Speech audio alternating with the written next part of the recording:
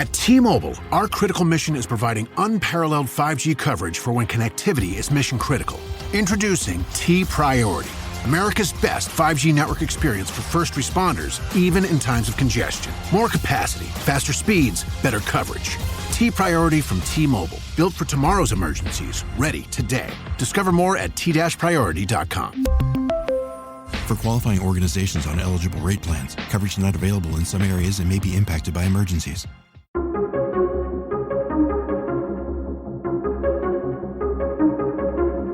Hey everybody, welcome back to the Reclamation Podcast, where our goal is to help you reclaim good practices for following Jesus.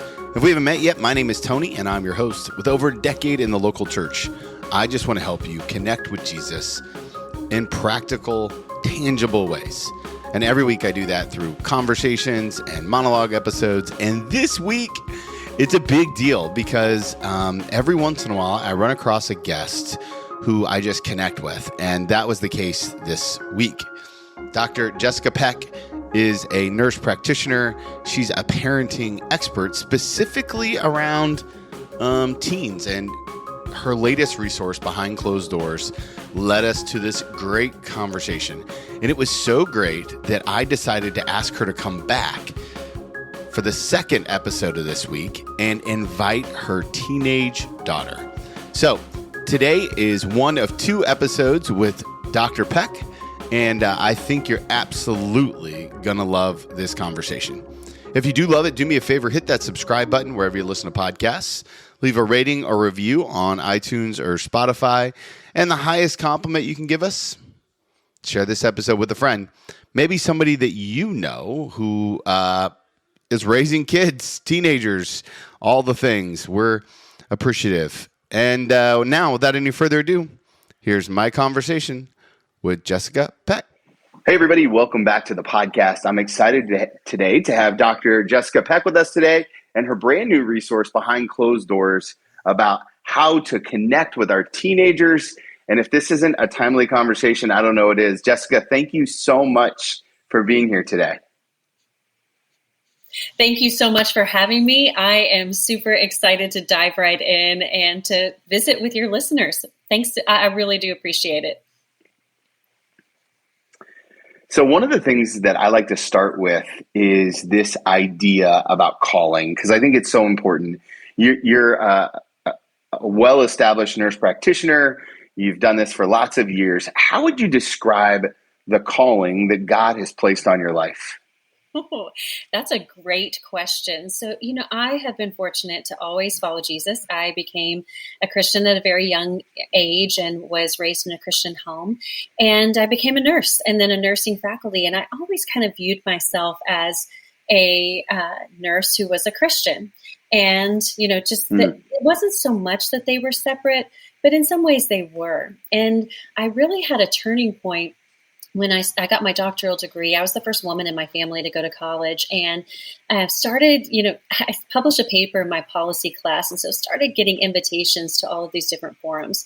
Long story short, I found myself in Congress, and it was the first time I had ever traveled away from my family, from my husband, from my kids, and I was really scared and kind of thinking, what am I doing here? I have this comfortable little life. Like, do I really need to be doing this? And so I went and met, my assignment was to meet with Ted Cruz right after he had first been elected. And I was so nervous because he had been all over the news for reading Green Eggs and Ham and everything. And when I went in there, I saw that his pants at the knees were super wrinkled and like they'd been over a hanger and not ironed. And so I thought, this is just a guy who puts his pants on one leg at a time. And so I talked with him and did my assignment, and I kind of walked out and I thought, I did it. And I'll tell you, God just stopped me right there on the Capitol steps and just said, I am with you. And is that enough? And are you going to give everything to me? And I thought, okay, that's it. And so from that point on, it wasn't that I was a nurse who was a Christian. I felt like I was a Christian who had a platform of nursing.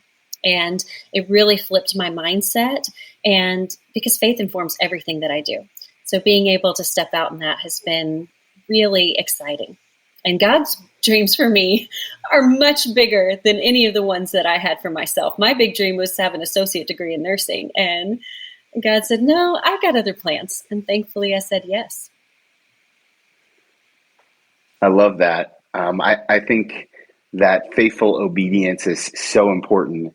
I'm curious, as you step out in writing this book, I mentioned to you pre-recording, it's what I call sneaky Jesus. It's a Christian book with a lot of very practical and research-based applications.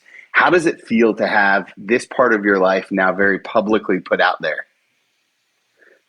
Yeah, that's a great question. And, it really has been made possible because I teach at Baylor, which is a faith-based university, and we call ourselves unapologetically Christian.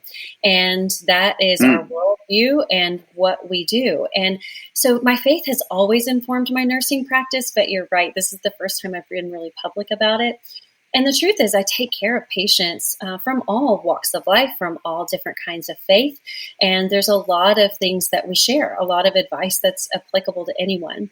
But my own personal faith, that's where I can speak from authentically and speak to those parents who, have the same faith tradition that I do, who are also Christian and who are struggling with these issues. I see that. And then it's also an invitation for other people to look in and say, hey, this is how I live out my Christian faith. And it's opened a lot of really good conversation. Now, in the book, you talk a lot about having conversation with your teens, and we're going to talk about all of that. But I love to steal really good practices, if anybody has any, on family devotionals. Is there anything that you do with you've got 4 teenagers? Is there anything that you do with them to stay rooted in your faith as a family? I mean, outside from the practical stuff that we're going to get to with the book, which is a little bit more situational, any kind of like corporate, like, hey, this is what we do as a family to make sure we're on track? I think when I first became a mom, I had this idea that, you're supposed to have devotionals every day. And so I would get out the little book and try to, make everything perfect. And it was not perfect. I've got kids crawling on me, like they're bored, they're crying, they're wandering off. Somebody has to go to the bathroom, And so I learned early on that this notion of that kind of perfect little thing was just not real. It was not where we are. So I've really adopted the principles in Deuteronomy about, talk about these things as you walk along the road and, as you sit down and as you lie down and, as you get up, you go to bed. So really there's times in our family life where we have been able to kind of sit down, like at Christmas time, we'll do that. We'll sit down and gather around by, the fireplace at night, and I'll read something, or my husband will read something, and we may go through a book together. But there's a lot more times that we just have practical faith, where we will listen to a podcast together in the car, where we'll turn on a sermon and listen. One of the best spiritual disciplines that we have as a family is that we always go to church, even if we're traveling. So I'll assign my teenagers when we're going someplace to find a church. So they got to look on the website. What's their theology? What are their beliefs? How do we go and visit? We've had some really great experiences. Like we've been to church in Hawaii, where they gave us lays and little smoothies. I mean, my kids wanted to join right there. I think they would have moved their membership. But we've been to a little mountain church in Colorado. We've been to one of the oldest churches in America in Williamsburg. And it's awesome to find God's people everywhere. So that would be the encouragement I would give to parents, is that there's no perfect or right way to do it. It doesn't have to be really structured. Some seasons just aren't made for that. But you can take, the opportunity just as you're riding in the car together, or as you're just, having a spontaneous gathering, all of those things. That's what's really been authentic and worked well for us. One of the things that I noticed is that this book must have taken a really long time to put together, because it's research based, it's scriptural based, it's kind of this really good combination of all the above. So kind of 2 questions I wanted to ask around that is, 1, what was the process like of putting it together? And 2, how did you know that God was calling you to write a book like this?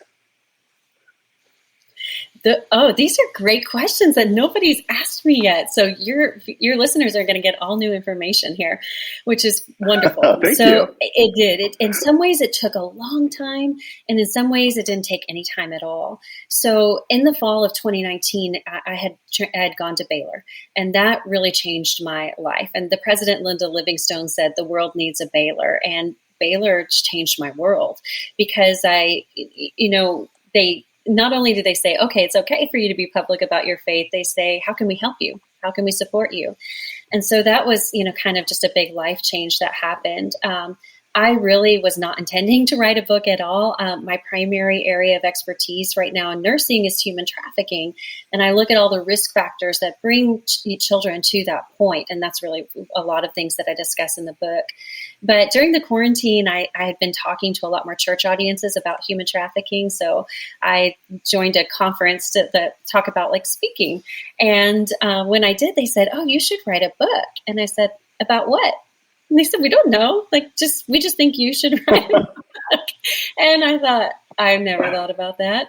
But during the quarantine, I went in my backyard and I just brought my journal and a Bible and I just prayed about it. And within an hour, I had the whole outline done. It just, poured right out of me. And it was just something I think that God had been putting in my heart for years and just preparing me for that moment. Then after that, of course, a lot of it's based on research I had already done or knowledge I had already done. But I met with focus groups of parents. I met with focus groups of teens who had walked through these issues and what would they have wanted from their parents. I met with focus groups of pastors and said, I want to be theologically sound without being theological because that's, not my platform where I am. And long story short, it's been 2.5 years from start to finish. So it has definitely been a labor of love. What have you learned about God in the process? I'm sorry, say it again. It cut out. What have you learned about God in the process? I have learned that God is faithful. God is so faithful. And I think that, part of this story, part of what is different about this book that I wrote is I shared my personal story. I'm so used to talking from a professional wheelhouse and kind of, here I am in the role of teacher or healthcare provider, where I'm telling you all of these things. But this story, really came from a broken relationship with my parents, and that has not been restored, even to this day, and something that I have prayed for a long time to be restored.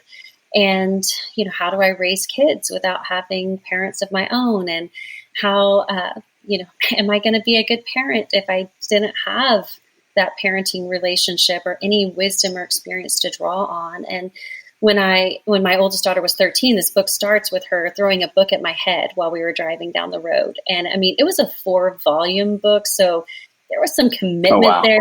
She chunked it at me. And I just realized, that I had to do something different. And, I'm listening at one of my favorite songs right now is CeCe Winans, The Goodness of God. And when she sings that line, all my life, you have been faithful. I think if you really mean that, that's hard to say. So that doesn't mean just in the good times, but I'm thinking about some of the lowest points, some of the hardest things. And to say that God has been faithful and that he is a God of restoration, that he gives beauty for ashes, he gives joy for mourning, he exchanges, your garment of despair for a spirit of gladness. Those things, God is faithful to use those things in my life. And I don't think I would have written this book if I hadn't been in that broken place. So to see God being faithful and knowing he's been faithful all my life, that's been really beautiful. One of the things I appreciate about the way that you write is you're very vulnerable with your own struggles, with your parents, and then also just in some of the ways that your teens struggle too.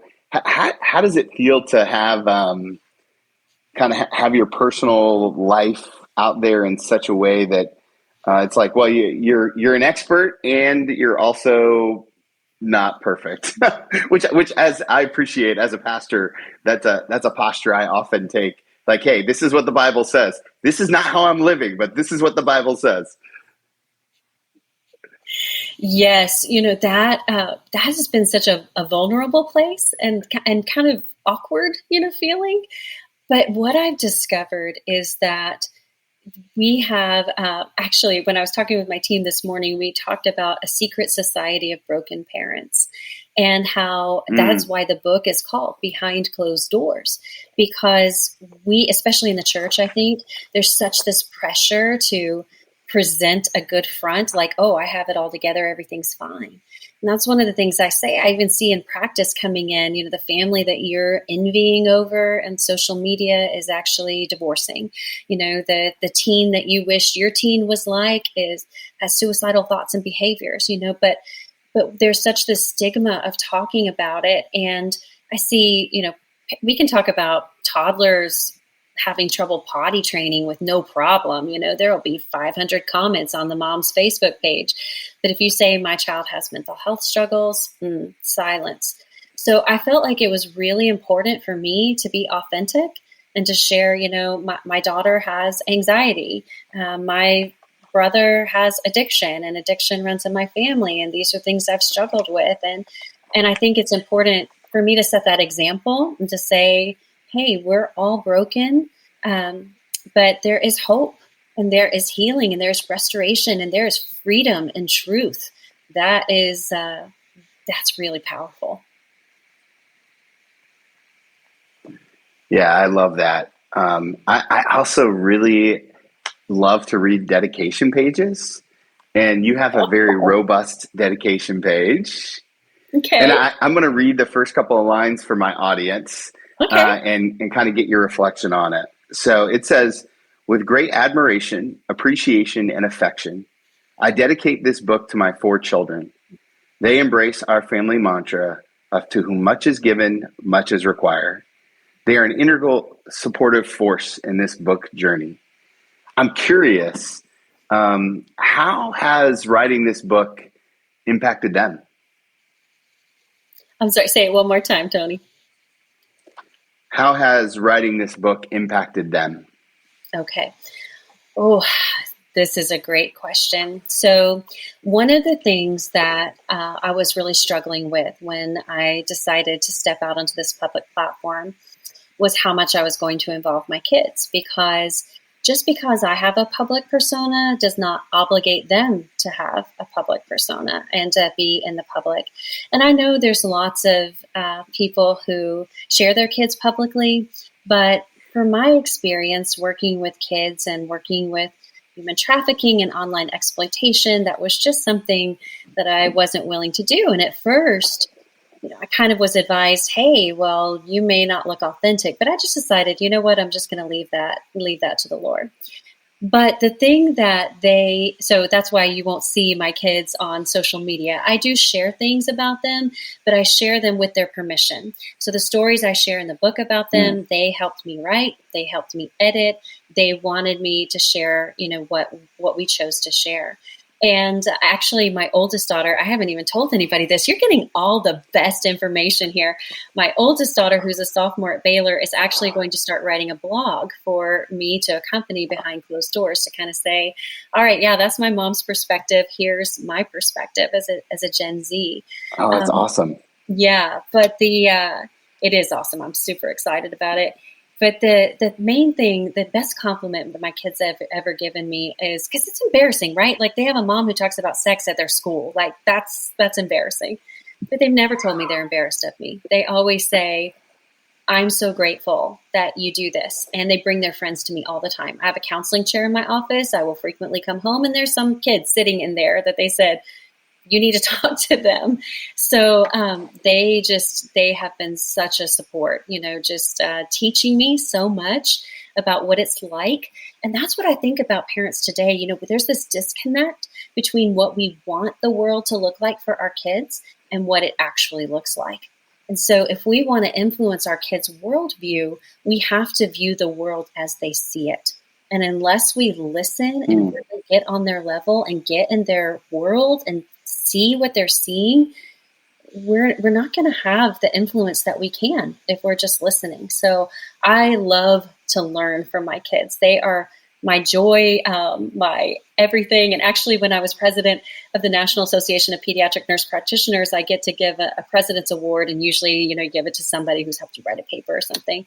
I said, oh no, this is going to my kids. And so I was able to, help recognize them, and they still have it on their nightstand. Like, I mean, what more could I ask for as a mom? That's amazing. And your husband's a rocket scientist. So you're a doctor. He's a rocket scientist. Do your kids ever feel like they won't measure up? I mean, how do you guys reconcile with that? Do you talk about that? Like, that's got to be a real, a mentor of mine always says, if you're a high functioning adult, one of your jobs is to turn the heat down in the room when you walk in with your kids. How do you and your husband navigate that? So that is really hard because, my husband is a rocket scientist. He has 2 graduate degrees, and, I have a doctor of nursing practice. He is amused by the perception that I'm the smart one in this relationship when he is a literal rocket scientist. And my kids will be quick to say that. They're like, yeah, there's a disagreement there. The rocket scientist is going to win.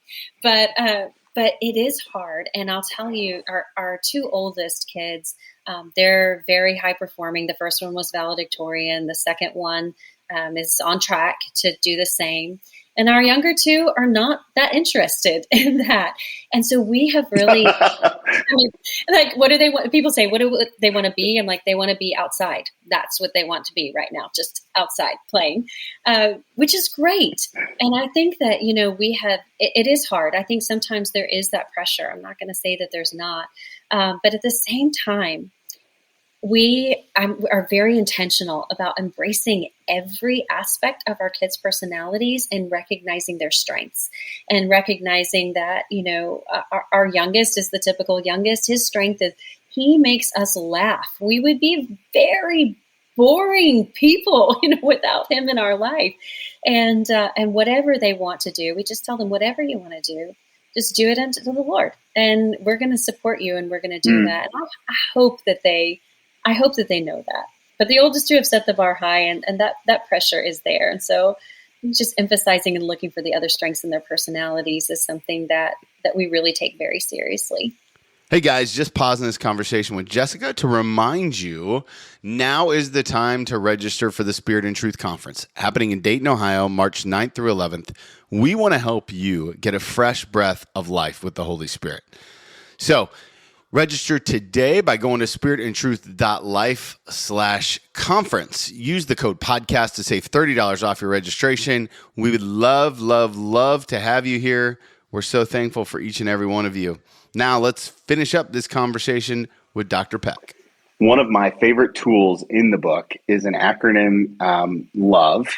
I was hoping that you might take us through that so that the people listening kind of get a feel for when they pick up their copy, how practical and you're giving some real tools pretty easily that are easy to grasp onto on how they can engage their teen differently. And I think this is important for grandparents who might have teenage grandchildren as it is for parents who have teenagers like myself. So can you kind of take us through that acronym?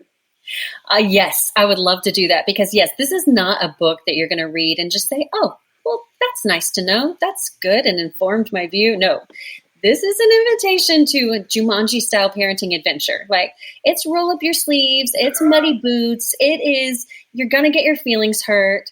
There's going to be injuries along the way. But it is so worth it in the end. So yes, I wanted to give parents really practical hands-on tools. So the Love Your Teen model is something that I created, modifying a professional tool we use in practice called motivational interviewing.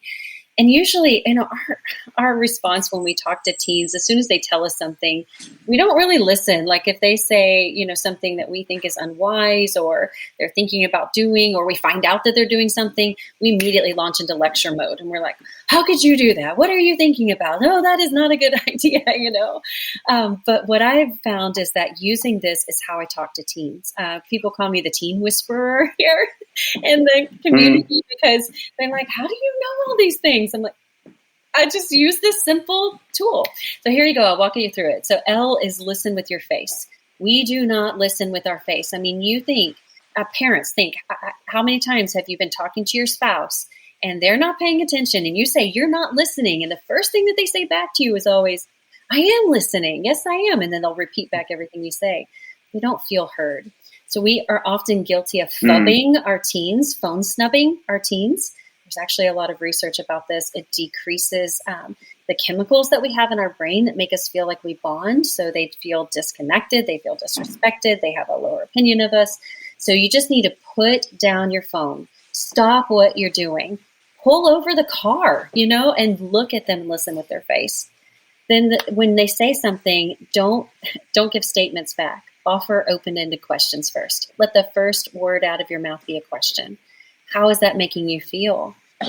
Tell me more about how that's impacting you. And I give in the book specific, hints for that. You can write them on your hand if you want to, while you're cheating and learning. And then B is validate the emotion. So we can validate the emotion without validating the action. So for example, your teen doesn't study. They go to school. They get a bad grade. You're not shocked at all. They come home. You could say, I told you you should have studied. Or you can say, I see this is really upsetting to you. What can I do to support you in changing your decision-making? It's a totally different mindset. And then E is explore next steps together. So instead of telling them you're going to do this and you're going to do that, say, okay, what do you think you need to do to change the situation? Making them feel empowered and like they're having some decision-making. I'm telling you, if you practice this model, I promise you, if you intentionally do it a year from now, you will be in a completely different place with your teen than you are right now.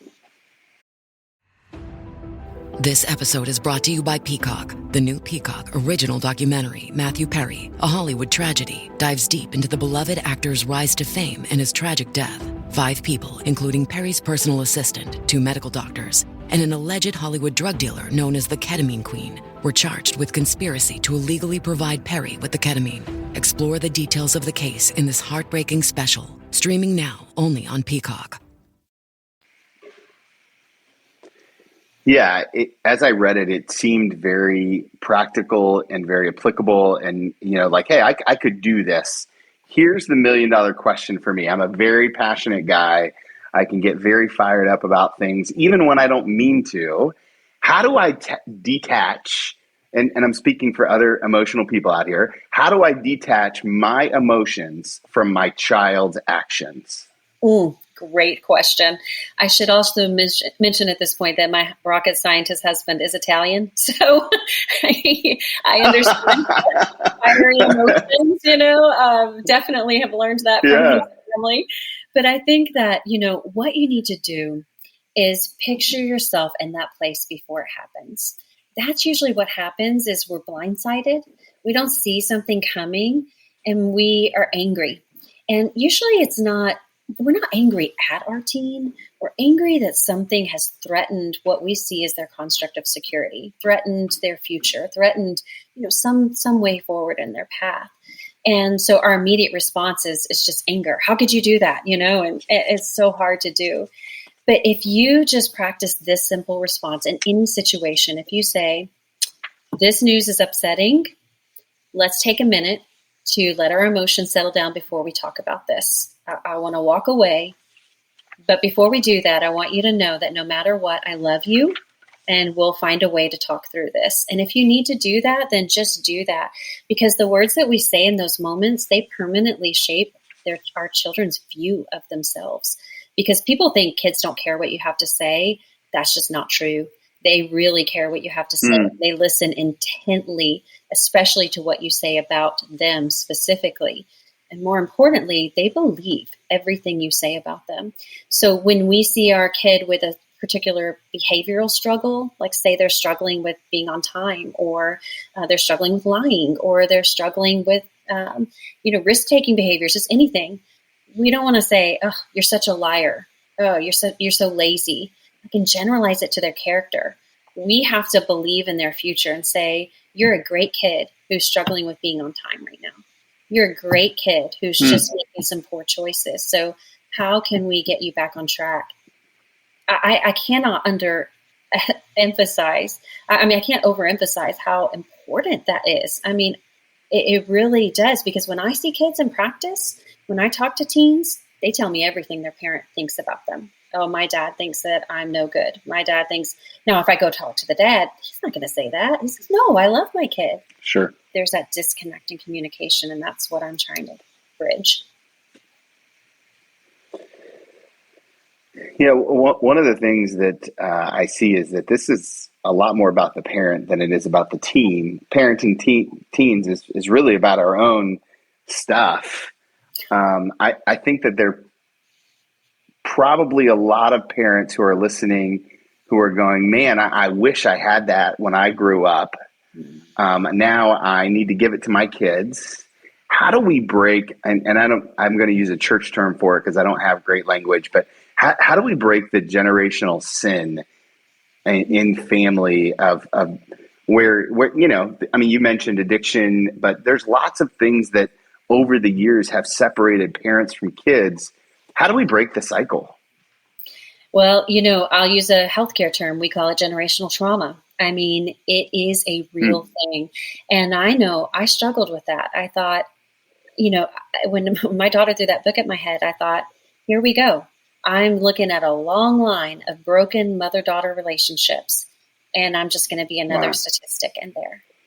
And I really had to just embrace God's truth on that and see that it is possible to break that cycle. Now, you've got to do the work, and that is really hard. And for me, I'll be really transparent. That involved counseling. I needed a counselor to help me work through all of that. And that was really helpful. But what parents need to know is that when we don't break that generational trauma or generational sin, it makes us in a constant state of stress. And that stress releases chemicals in our body that literally damage our organs, damage our blood vessels. You think about if you're in the woods with a bear and you see a bear and you're afraid, that's a good response. If you're in the woods and there's a bear. But with generational trauma, we bring that bear home with us, and you're in that constant fight or flight state. And it changes the way our DNA is read and transcribed. And so that's how we pass on generational trauma.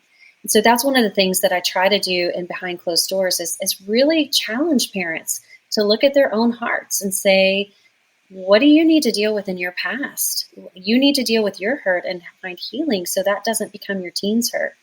Now, I'll confess, you know, there are some things that I still struggle with as a result of the, you know, trauma that I've experienced. And I'll tell my kids, hey, I'm so sorry that, you know, you have to deal with this, but it's better. It's better every time. And I hope your children are even better. And just even being able to name and claim those feelings and talk about them.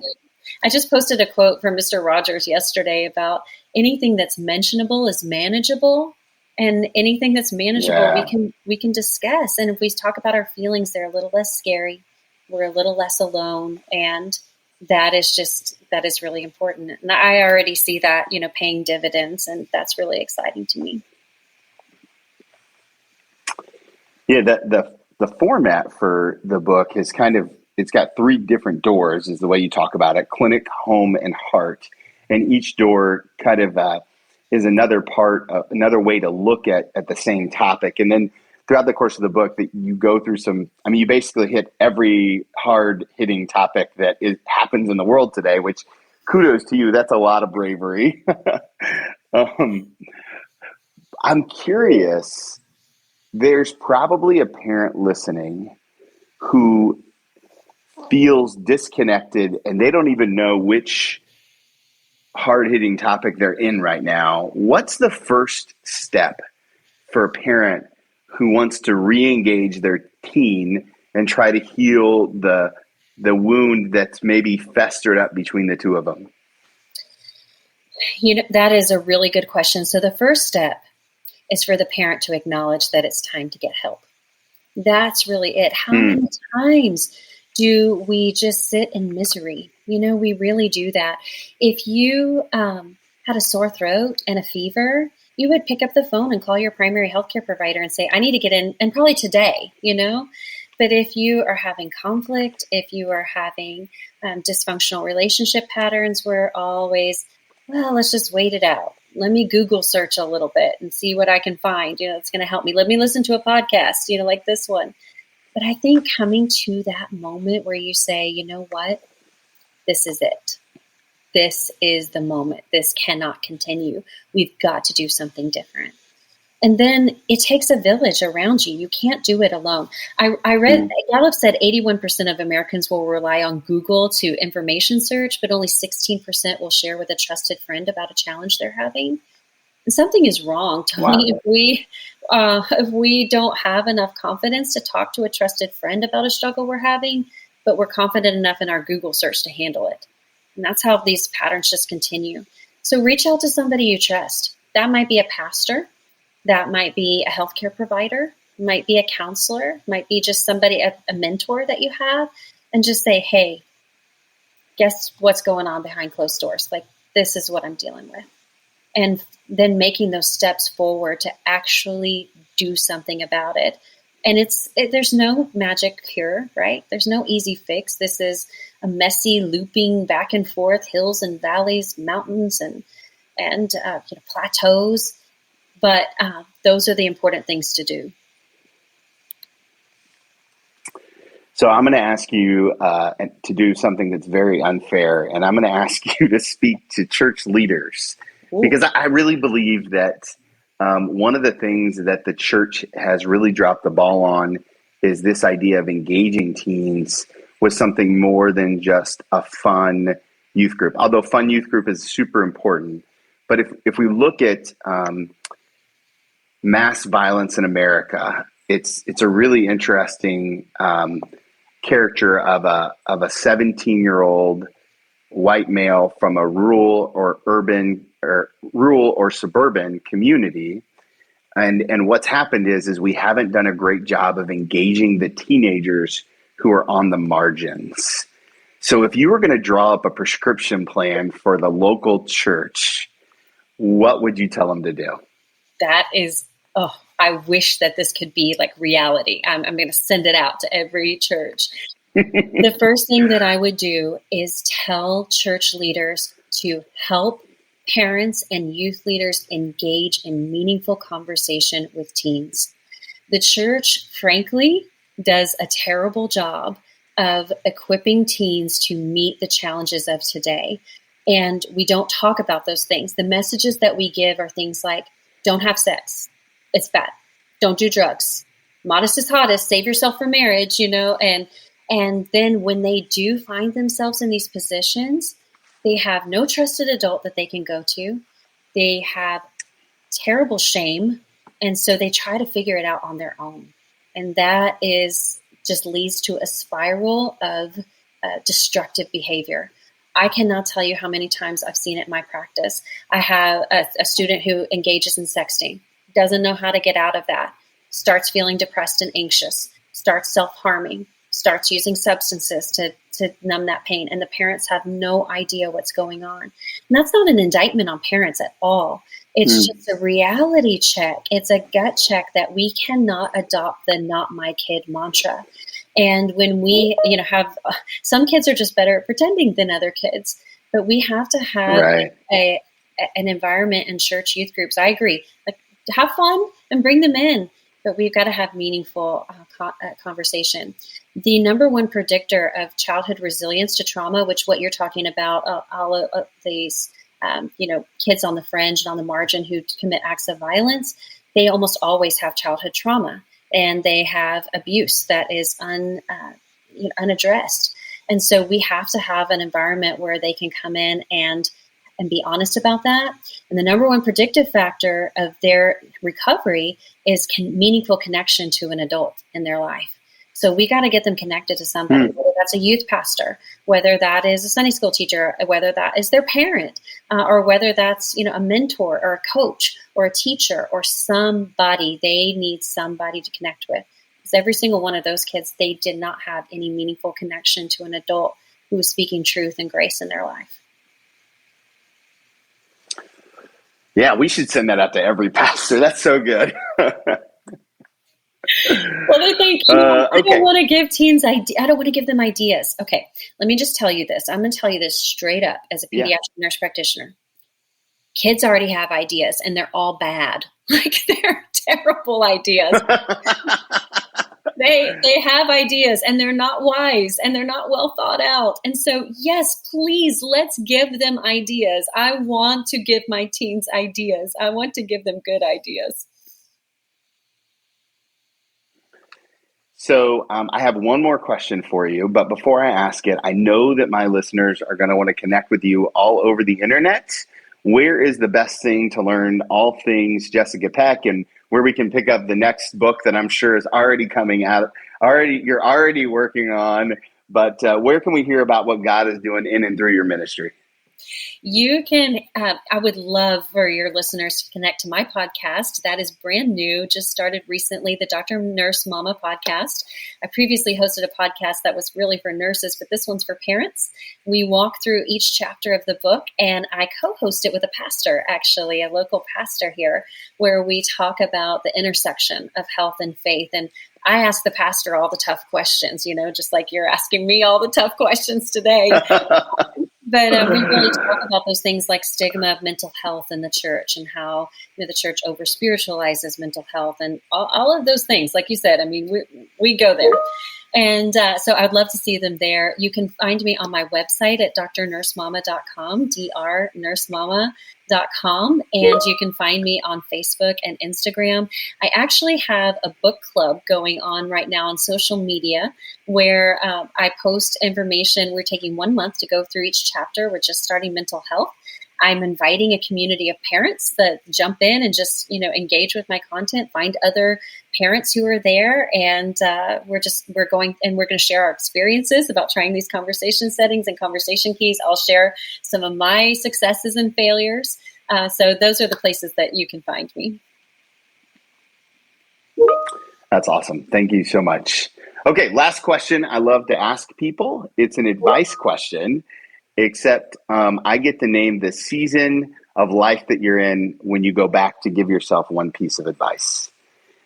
Ooh. And so, this is a hard one. So I'd like to take you back to the very first day after you came home with your now 19-year-old child. If you could pull up a chair and sit knee to knee with that new, certainly tired, excited mom, the version of yourself that you are right then, what's the one piece of advice you're going to give her? Wow. Honestly, that's a little emotional. So I'll tell you who I'm talking to. If I'm talking to that mom, she's in her mid-20s.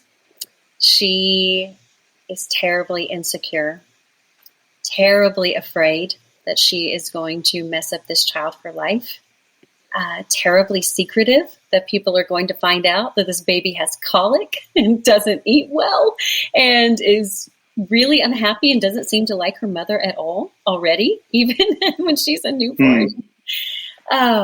And feeling so alone and so afraid, but, pressure to keep up this professional persona, because this is what you do for a living. And how are you going to do this? I would tell her that the Lord is a sun and a shield. He gives grace and glory. No good thing does he withhold from those who walk uprightly. He is going to light your path. He is going to protect you. He is going to walk you through with glory. I was reading about in the Greek comes from the word doxa, which means the physical weight of God's presence. That he is going to be with you, and that that God is a God of redemption, and he is going to use this story for his good and for his glory.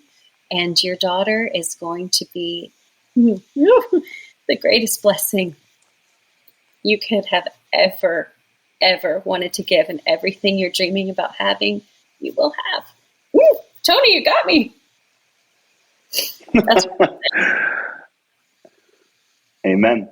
Amen. And what a beautiful place to end our time together. Jessica, thank you for being so generous and vulnerable and honest and wise, and for dealing with all the tough questions I threw your way. I can't wait to see what God does next. Thank you so much for having me, Tony. I really appreciate it. And thank you for all that you do to equip your listeners with hope and life and just community. I really value that and appreciate that very much. Man, I love this conversation with Jessica. She's got such a heart for the Lord and a heart for parents, which I know if you're anything like me, you need. So do me a favor, go follow her on social media. If you've got a teenager, go ahead and pick up the latest resource, Behind Closed Doors, and let her know that you heard her here on the podcast. And don't forget, the second episode this week is a conversation with Jessica and Shelby Peck, her daughter from Baylor. Such a good convo. Guys, I'm thankful for each and every one of you. Have a great, great week. I'll talk to you guys later. And remember, if you want to follow Jesus, you must be willing to move.